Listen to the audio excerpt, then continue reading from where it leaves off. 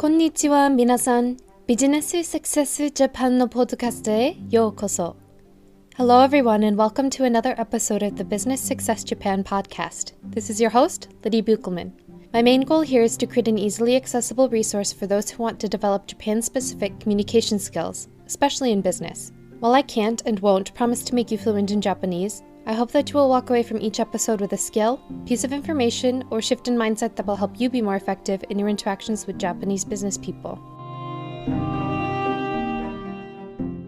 In today's episode, I get to share with you a conversation I had with Anil Raj, a serial entrepreneur in a wide range of industries in Japan. I unfortunately made the mistake of researching his business before having breakfast myself and learned all about the delicious, authentic Indian food at his restaurants. Though he'll tell you more about this and his other ventures during our interview. I will also put all the links to his businesses in the description of this episode, so be sure to check that out. Before we get into today's interview, let's quickly go over a little bit of Japanese. In the previous episode, I taught you a phrase which means, I don't know, or I don't understand. Wakarimasen. Wakarimasen.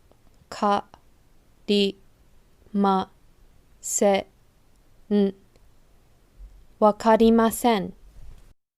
Today, we'll go over the Japanese equivalent of the phrase cheers, which you can use when drinking with friends or clients. 乾杯 かんぱい 乾杯. Especially if you're out drinking with colleagues, you can use a phrase we learned in a previous episode as well. お疲れ様でした, which roughly translates to great work today.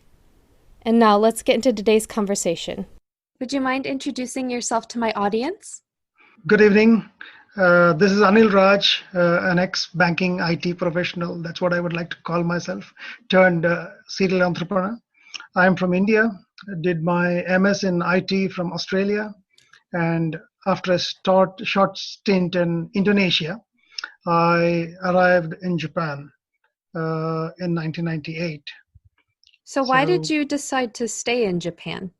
Actually, when I was in Indonesia, I was applying for jobs in US, UK, and other places, and I never had a clue that I'll be coming to Japan.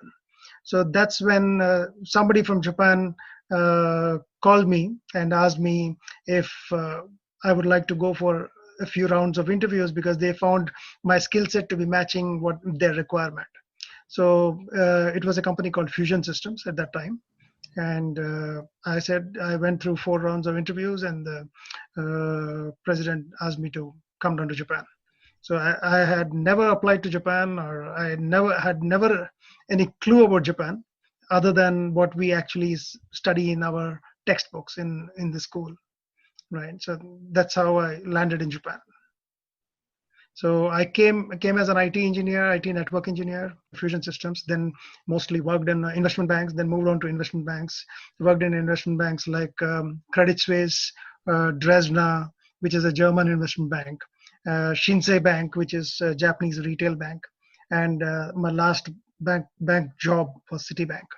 So you describe yourself as a serial entrepreneur. What did that journey look like for you in Japan?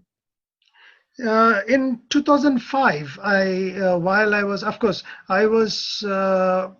thinking about business right from my school days, like 11th and 12th high school, right? So I never had the chance, or I never had the opportunity till 2005 to get into something. I was just building my the kitty to someday start business. Right. So in 2005, when I was working for Credit Suisse, I went to them and asked the compliance if I could start any IT company. So at that time, I think because the financial regulations were very tough. So even now it is tough. But they said no, I cannot start an IT company because there'll be conflict of interest. So then I brainstormed and came up with, okay, well, how about Indian restaurant? So because at that time there were no South Indian restaurants in Japan, so that was a vacuum that I could identify, and said okay. Went back to them and asked them if it's okay for me to start Indian restaurants. So they said okay, Indian restaurants, we don't have any conflict of interest with the company. So they gave me a permission to start Indian restaurant in 2005.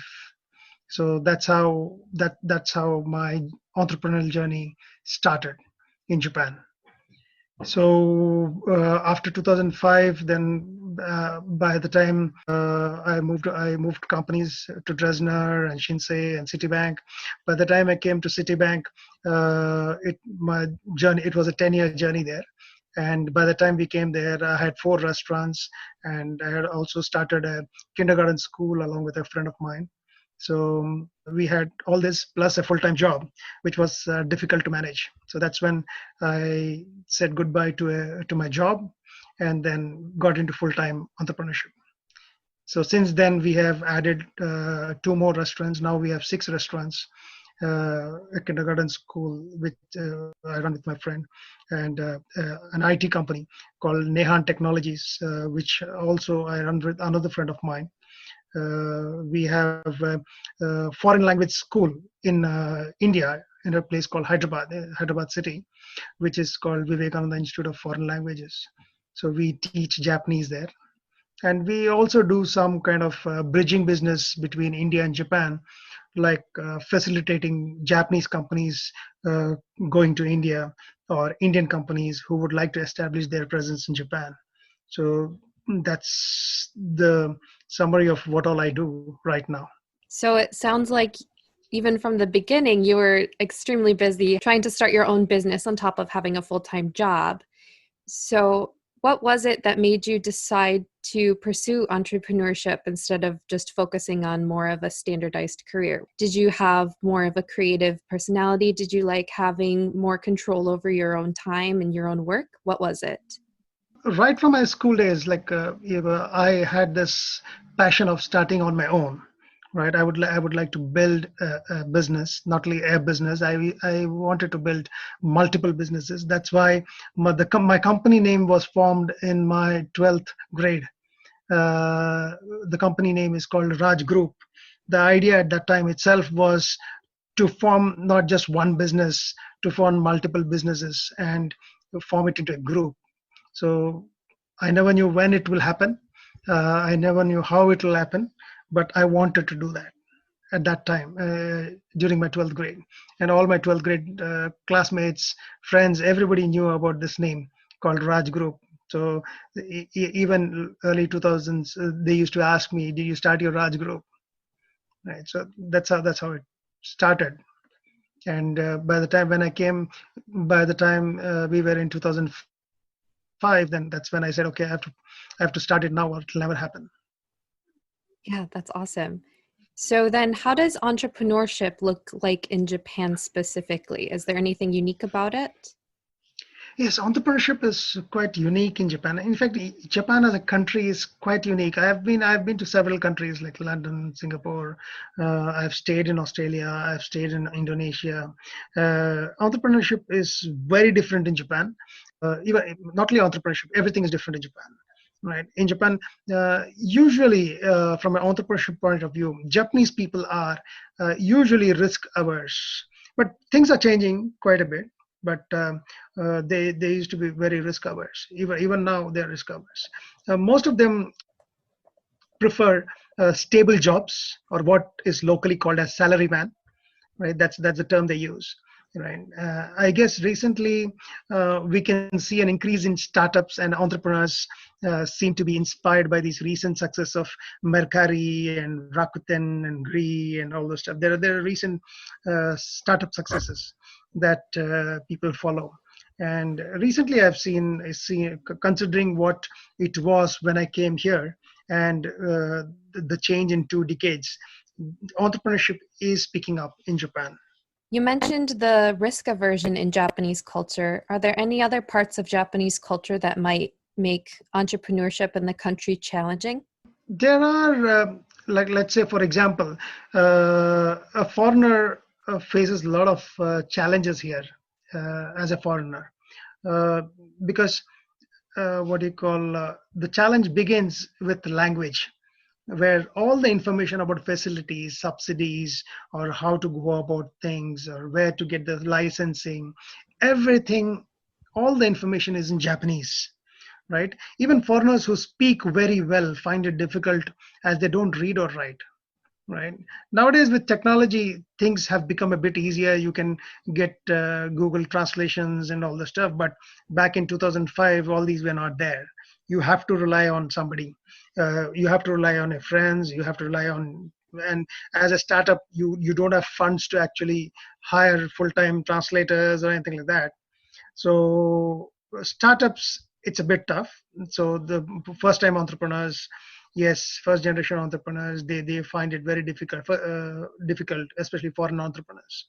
But for people who read write Japanese, then it's a bit easier. But as a foreigner, you face a lot of other difficulties also. Like let's say you want to rent an apartment, you want to rent a office space, right? So these kind of culture differences are there. And it's 2005 when I wanted my first restaurant.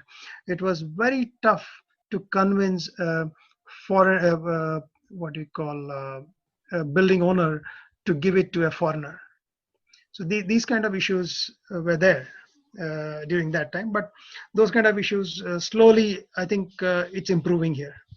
Can you tell us a little bit about in what ways it's improving? Are people learning better how to accommodate foreigners, or is the culture itself changing a little bit? The culture, I think, during those days, that was probably, if I remember correctly, that was probably the first wave of IT engineers coming into Japan, especially from India, right? So nowadays, I think there are parts of Tokyo where you can find plenty of IT engineers in that locality, right? So I guess it's a thing like uh, people are getting used to foreigners. That is one thing. And people are experimenting with foreigners now compared to what it was 20 years back. A lot of foreign entrepreneurs are there, right? I think more awareness and more foreigners mingle with the Japanese as a society, right? So I think that kind of changes. And also businesses, there are a lot of foreign companies coming in, for foreign companies in Japan right now. So I think that makes a lot of difference now. And you mentioned that you think that it's very important for people coming in to do business in Japan to learn the language. And you also mentioned that maybe it's not enough to just speak the language, it's also useful to read and write. To what extent do you think that's important, especially as it's becoming a little bit more foreigner friendly? Is it best for foreigners to try to become more just functional, or does it really pay off to really invest in learning the language more deeply? I think language is quite important, but language is not the only thing, because I think I guess learning the language and the nuances of Japanese culture will not only make it easy to do business, but also help you gel with your Japanese customers, right? Most of the businesses in Japan happens through relationships and not in a formal office setup. It is important and very common to go out drinking with your clients, and this is where language plays an important role, right? Japanese people expect you to be they're not expecting you to be perfect in Japanese, but they definitely appreciate your effort to speak in Japanese. So you don't need to be perfect, uh, but if you're perfect, it's fine. But I think your willingness to learn Japanese or willingness to communicate with them in Japanese is sufficient, I think. Of course, if you're a startup, the more Japanese you know, the better it is, because you don't spend much on translations, translators, and all that stuff. So if you read and write, nothing like it. But I don't read and write. In 2005, I didn't even speak much of Japanese beyond the basics in 2005. But in 10 years, I think I picked up enough Japanese just by talking to my vendors and what you call customers and everything. So I think to start off, it's the attitude that you have to. Attitude is more important. Your willingness to try to speak in Japanese is more important, more than the language itself. Yeah. Talking more about the attitude you think is useful for doing business in Japan. What type of person tends to be more successful doing business in Japan, and what person might find it more difficult or just not be able to maybe gel as well with Japanese people? I think people who are a bit more flexible, right? People who are a bit more flexible, it would definitely help. And people who are methodical and follow-ups, um, people who actually follow up, and most important, people who are punctual, Mm. right? It is very important in Japanese culture that you reach 5 minutes before the meeting, right? So they're not expecting you to reach 15-20 minutes before the meeting. But in fact, some of my Japanese business partners say that if you reach for a meeting around 20 minutes before a meeting, that means you are useless because you don't know how to manage your time. So that's the kind of attitude that Japanese businessmen have, right? So you are supposed to reach there 5 minutes before, and you're supposed to be on time on all meetings. And here, commitment is a big thing, because if you say that you will deliver it on a particular day, they expect you to deliver it on that day, right? Or if you see any delays, then they expect you to be notifying them as early as possible, right? As early as you know it is going to be delayed, right? So these kind of things, it's different. Punctuality is not out abroad. Punctuality, of course, punctuality is important, but it's not uh, considered to be a must, right? Even if 5 minutes delayed, I think people are a bit okay. But for Japanese, 5 minutes delay is not good. Is there any sort of mindset that's useful for people going to do business in Japan?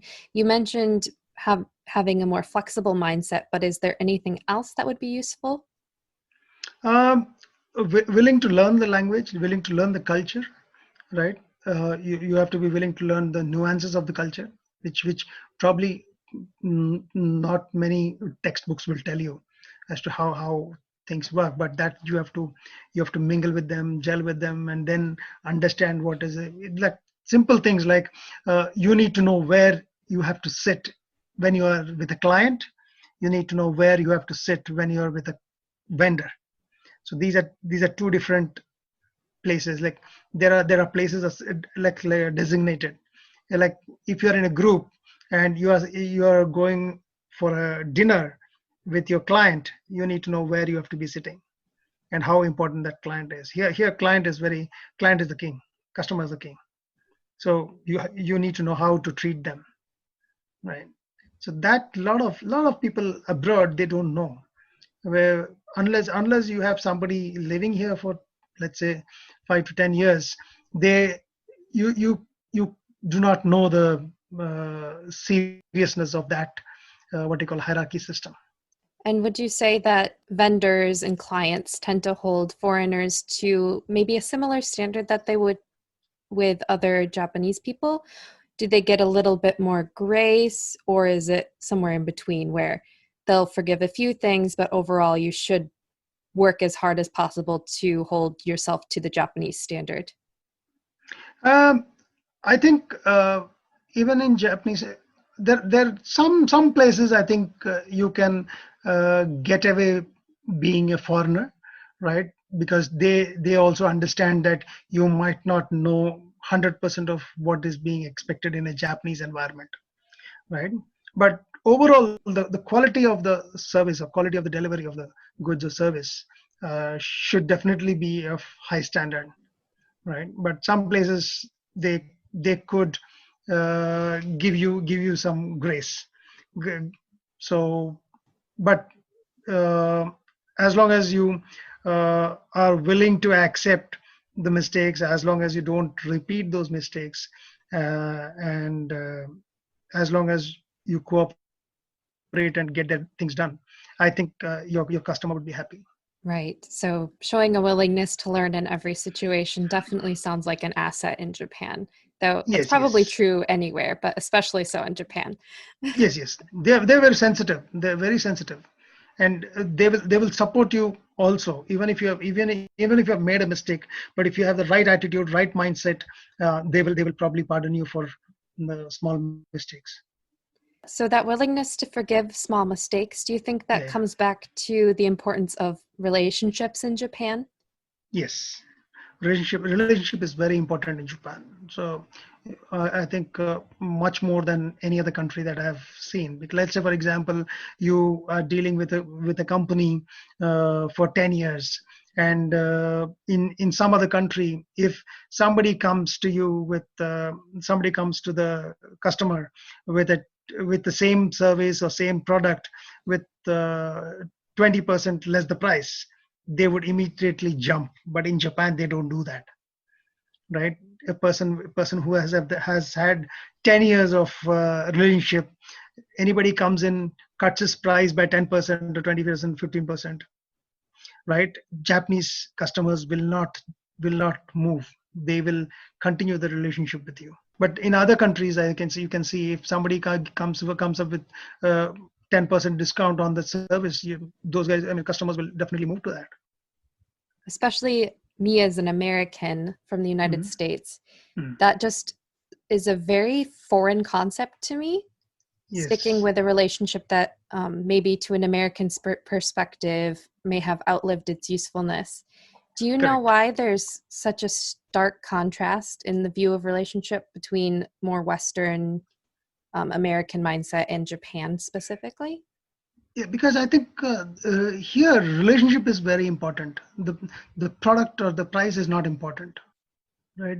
Because what they say, let's say for example, the worst that might happen in the scenario that I told you, like somebody else came up with a 10% discount for the same product, right, or a similar product. The customer will go back to his vendor and say, guys, we are getting this, but we don't want to squeeze you, but at least come up with a 5% discount, so that I can tell my manager that, okay, uh, he's been here, he's going down 5%. Okay, so it sounds like they do what they can to give the other people the opportunity to make things right on their end as well. Yes, but most cases, they would not entertain this guy who comes in with 10% discount. In most cases, leave alone renegotiating the price. In most cases, uh, they don't renegotiate. But in case they have to, they will stick to the same vendor. But they will ask him to come down with the price. Huh, that's interesting. Hmm. So then that has to make it So, quite a bit harder for entrepreneurs who are coming in with better offers if companies tend to want to stick to the relationships they have. What can startups or smaller new companies do to maybe not break that relationship, but cultivate a new relationship, even where it might, in some ways, interfere with relationships that that company already has? Yes, I think it might be difficult if entrepreneurs focus on the same product that is already there in the market. But if there is a different product which is not there in the market, and if they are serving a different segment, right? Like let's say it's a new product which actually replaces or which disrupts the current product, then probably entrepreneurs have a chance to do it. Otherwise, getting into these big companies with the same product, same service, it's very difficult. So you think that a company that's coming in just trying to sell a better version of what's already out there, they would Hmm. experience a lot more difficulties? Yes, it has to be way better, or it has to be a disruption in technology.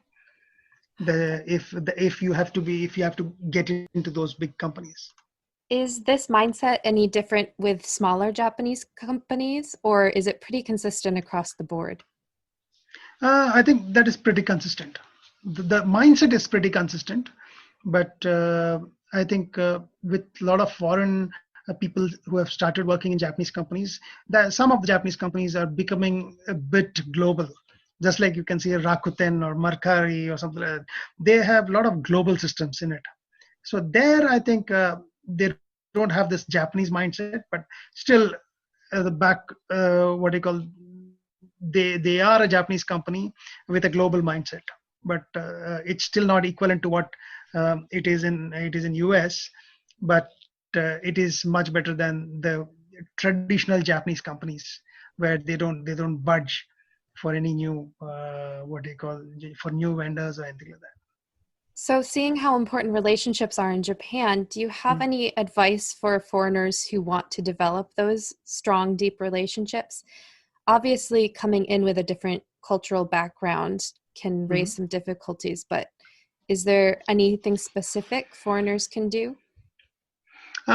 I think what they call if somebody is coming from outside Japan to build a business in Japan, the first thing that they have to do is find somebody in Japan who understands both worlds, Japan business and also their own country or global business, right?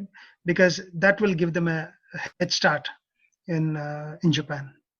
So what I think that's probably the first thing that they have to do, find somebody here who can bridge them between the Japanese companies and their company abroad, and that will give them a good leverage for startup.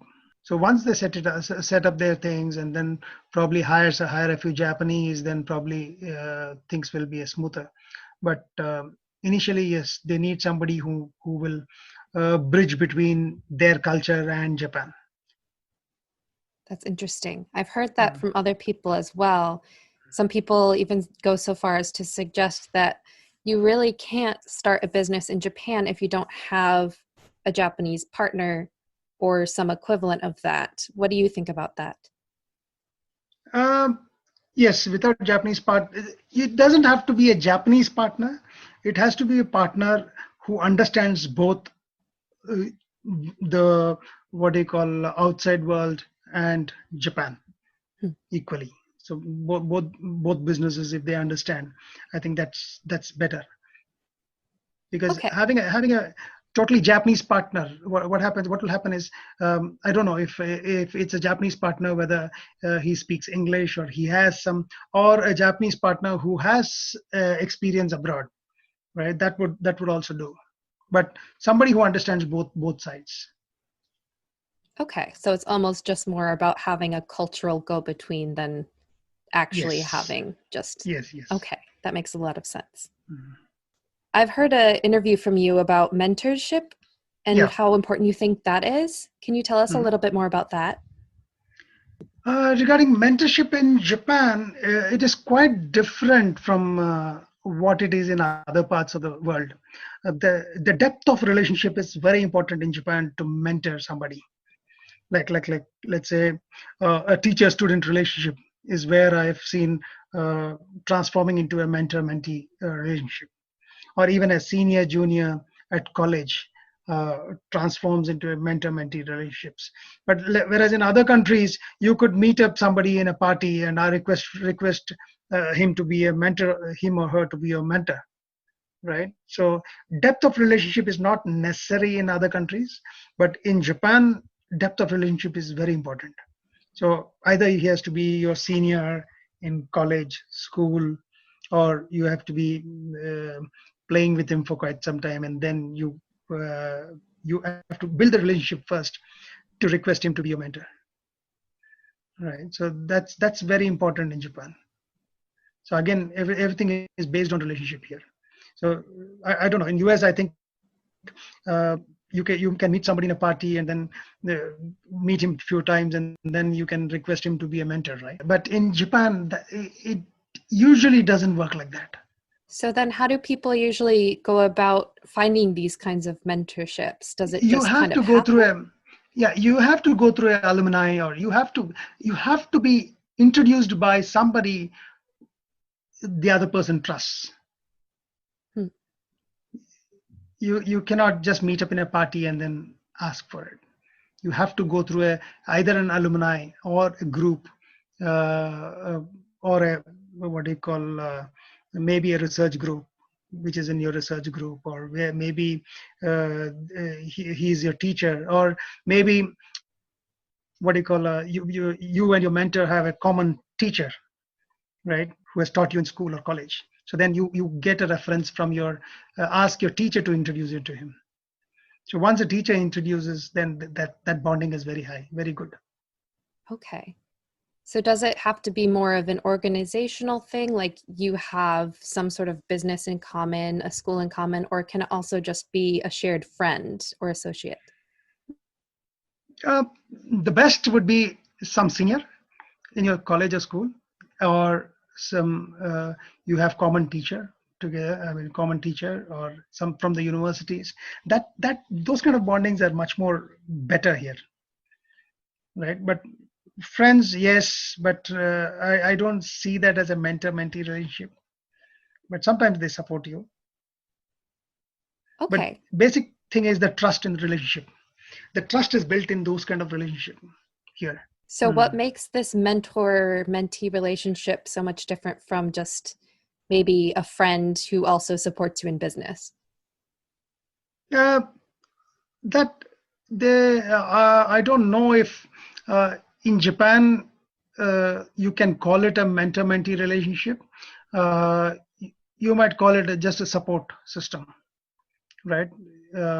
It's like some of a friend supporting you, right? So whether they give it that formal name of mentor-mentee, I don't think so, because a lot of people here are very supportive. Like if you request your friend to be your friend to introduce someone who can help you, they might just help you like one off or a few times, right? But I don't think that will be a mentor-mentee relationship. So then what role does mentorship play specifically for entrepreneurs in Japan? Among Japanese entrepreneurs, I'm not sure if what do you call they look at it as a mentor. Rather, among Japanese entrepreneurs, I'm exactly not sure. But in expats here, we do have like, let's say some people come to me and say that okay, they want to be mentored. So then I actually sit with them and train them or tell them how to start a business and how to build a business, and they have some ideas, they come with a brainstorming idea, right? So this is my expats. But in Japanese, I think it will most likely be a teacher student relationship. Mentorship among expats is usually between expats rather than a Japanese person and an expat? Mostly between expats, yeah. Okay, that makes sense. mostly That's interesting. mostly between expats, because yeah, I've not seen people between Japanese and foreigners, because usually I think a lot of Japanese there's an age gap in mentor-mentee relationship in Japan, Mhm. and it is probably difficult to reach because you have not studied. Like I told you, it has to be either in a university group, or you have to be a teacher student relationship or anything like that. But as an expat, you don't have both of these, Right. right? You don't have both of these. So what happens is it could be rare, but I've never seen any mentor-mentee relationship between a Japanese mentor and a foreign mentee. What does this mentorship do for people who are trying to start businesses? Is it more just having somebody to help you through your ideas? Are there any other purposes that it serves? You can brainstorm with them. That is one thing. Second thing is you can use their connections. They help you with their connections. So usually a mentor definitely has a lot of connections in the industry. If he's in the same industry, he has definitely a lot of references that he can give you. And just being a mentor, just mentioning his name sometimes is sufficient. If he's very popular in the industry, then just mentioning his name is sufficient for the other people to trust you. Huh. You're just saying that okay, this guy is my mentor, or here what they say is senpai and whatever. Mhm. So that gives a lot of trust, built-in trust. It's almost gaining social capital through somebody else. Yes, yes. I see. So, what would you suggest people do who want to find a mentor while they're doing business in Japan? What kinds of things can they do since they don't have those same alumni networks? Yes, I think they should go first. First step is to go through their expat network, because there's a lot of expat networks here. There's a lot of networking communities here, and even entrepreneurs. There are plenty of entrepreneurs. Find a good entrepreneur. Find in your area of specialization, and mostly you will get somebody in the expat community. And the next step is probably you could try in the Japanese community also, but I wouldn't say it is impossible, but definitely it is difficult. First thing is the language will be the biggest barrier. But expat community, I think you can most of them speak English, so you could find a mentor here. Right. And then in your experience, what does that relationship usually look like? You mentioned meeting with people and talking through their ideas. Are there any other parts of the relationship? Yeah, in sometimes you can probably give references. Like Okay. let's say if somebody is in that area and I know somebody in that area, then I'll just call him up and say that okay, this guy's coming to meet you and see what you can do for him. If he's close to me, then I would say yeah, please help him out. So why do you suggest that people who are established in Japan mentor other people? Uh, it's not just people who are established in Japan. After a particular level, right? So once you have learned things, once you have usually entrepreneurs after a particular age, they feel that they have to give back to the society, right? So they have that feeling. When you're actually building your business, yes, you don't have time, but after some time, you think that okay, the experience that you have actually should be useful to somebody else. So that kind of what do you call you tend to think in that way after a few years or after a decade or two in entrepreneurship. So that's why you accept mentorship when somebody comes to you and says that okay, I want help in this area. Because I've noticed a trend lately, at least in the States, I'm not sure about other parts of the world, where rather than people mentoring others in their own businesses on a relationship basis, there's been more of a move towards consultancy, like personal coaches and things like that. Is that Hmm. a thing at all in Japan, or is it mostly more of these informal mentorship programs? I think it is still not there in Japan. Business coach and those kind of things. The paid you're talking about paid mentorship, right? Hmm. Right. So like a business coach. I think that has not caught up in Japan so well compared to US or UK or Australia. Right. So compared to the English speaking countries, it has not caught up that well because here I don't think mentorships work in that way. Like I told you, it's about relationship, Hmm. not about somebody coming up with a quotation and saying that okay, I'll mentor you in this areas, and then you pay me so much. So it's more about relationship, and mostly I think mentorships uh, in Japan would probably mostly it would be free of cost or in kind, Hmm. right?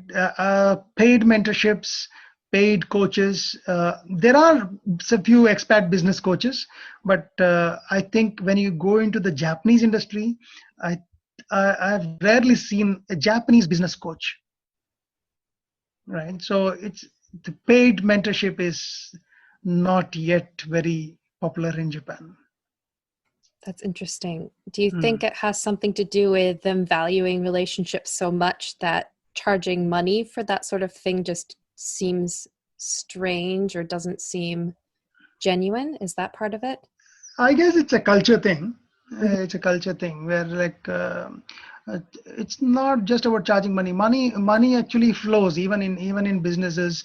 Like let's say somebody helps you do something, money actually flows even without saying, even Okay. without asking, right? So even without asking, money flows. But uh, in this kind of relationship, it is more like a teacher-student relationship. So the money doesn't directly flow into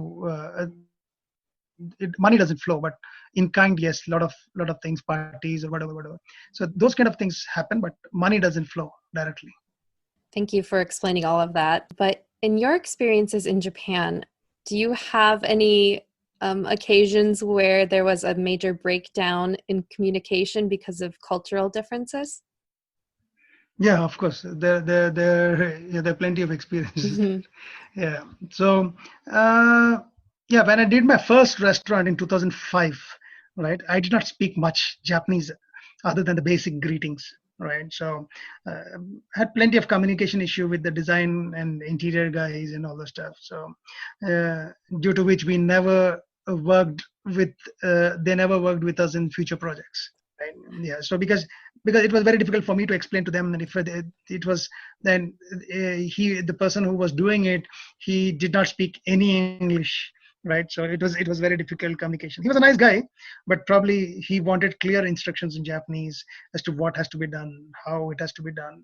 And uh, here the instructions are to be clear in Japanese, right? They don't assume things.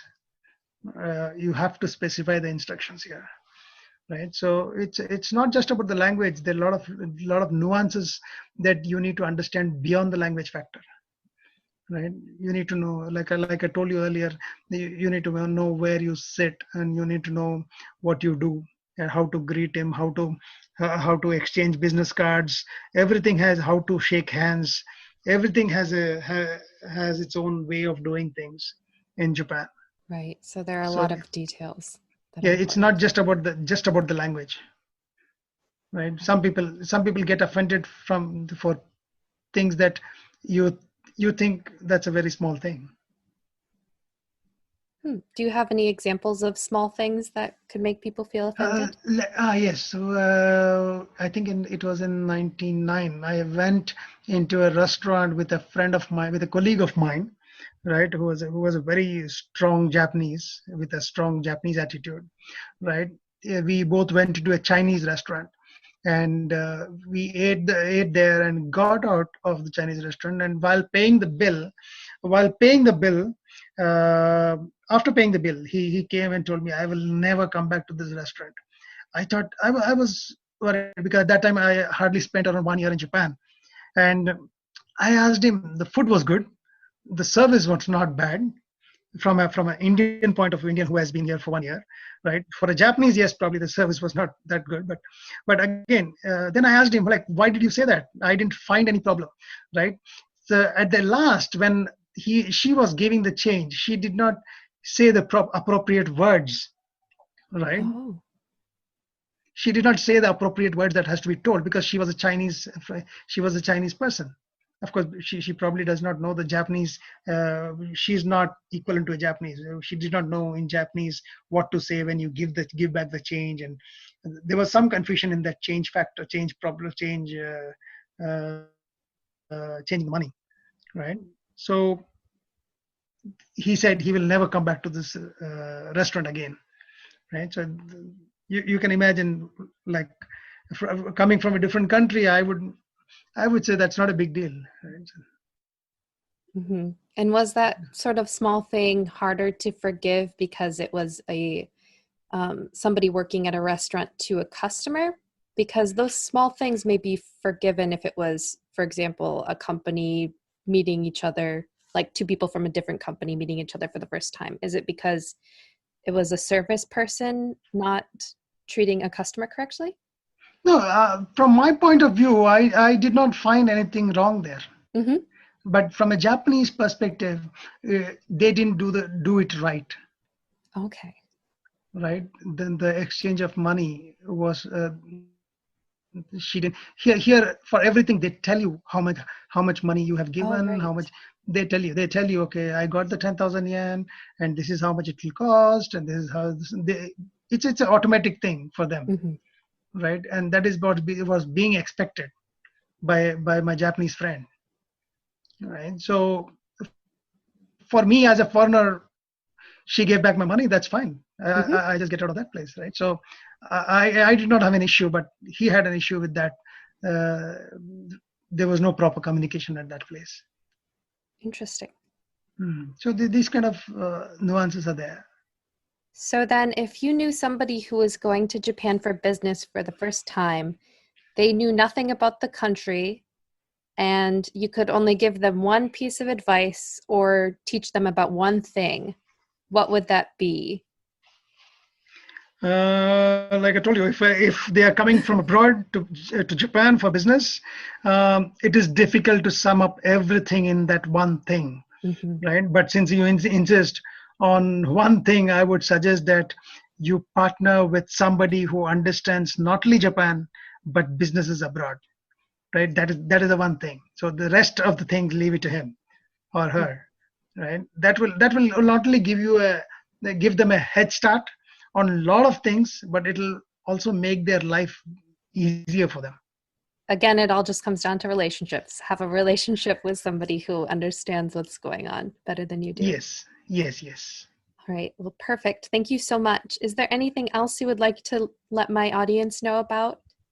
I think, thank you. And yeah, it was a pleasure to be on your podcast. And if you need anything in Japan, please feel free to get in touch with me, or I can introduce you to somebody who's in the area of expertise that you're looking at. So yeah, good to be on your podcast. All right. Well, thank you again. Thank you, Lydia. Thank you. Thanks a lot.